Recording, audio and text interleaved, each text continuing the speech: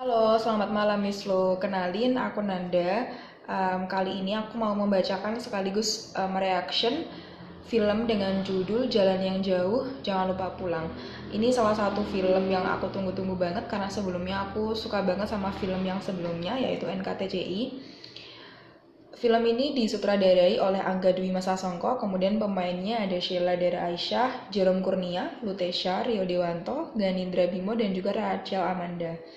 Film ini berdurasi 106 menit, kemudian dirilisnya pada tanggal 2 Februari 2023. Sebelumnya, aku juga mohon maaf nih Miss Flo, karena aku meresensi film dari bulan Februari karena memang terakhir kali aku nonton itu bulan itu begitu.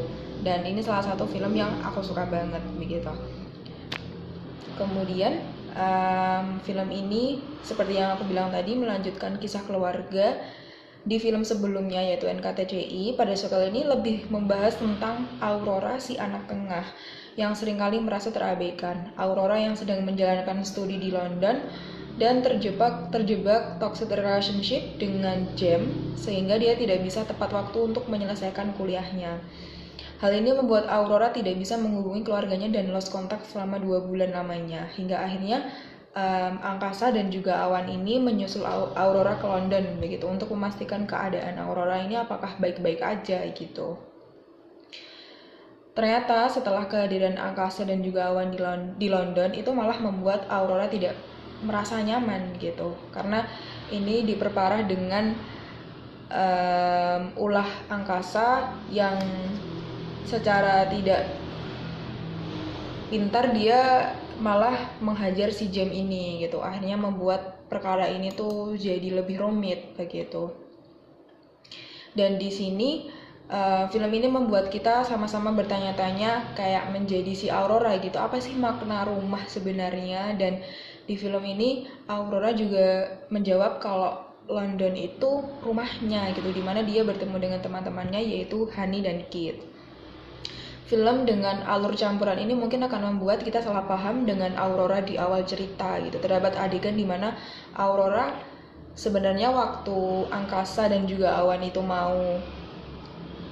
Angkasa dan Awan bertemu dengan Aurora, kemudian Aurora hendak menceritakan semuanya. Ternyata dalam film itu seakan-akan kita itu tidak bisa mendengar gitu, kayak diredam gitu suaranya Aurora. Jadi seakan-akan kayak kita sebagai penonton pasti menganggap kalau Aurora ini pasti yang salah gitu lah, Aurora yang egois begitu.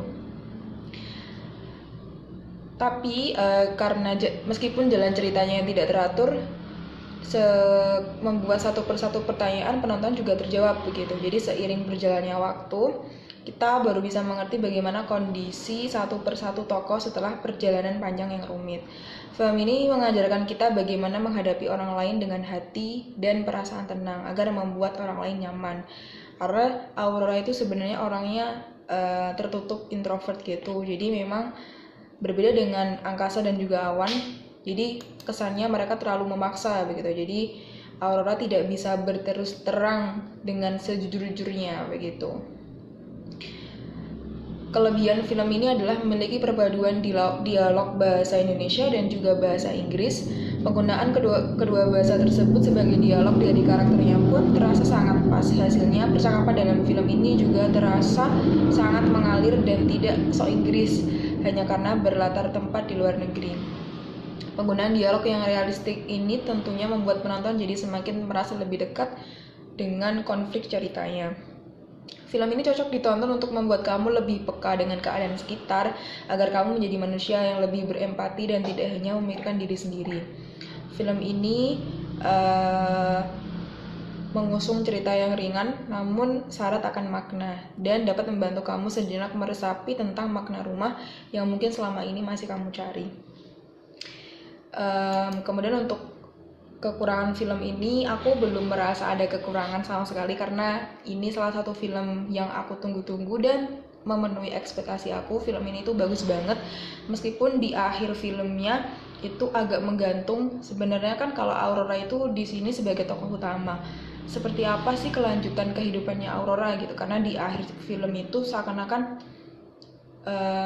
Aurora ditinggal di London gitu, gimana nih kehidupan selanjutnya Aurora, jadi kayak merasa digantung begitu. Tapi di sini meskipun ada perasaan digantung itu, aku nggak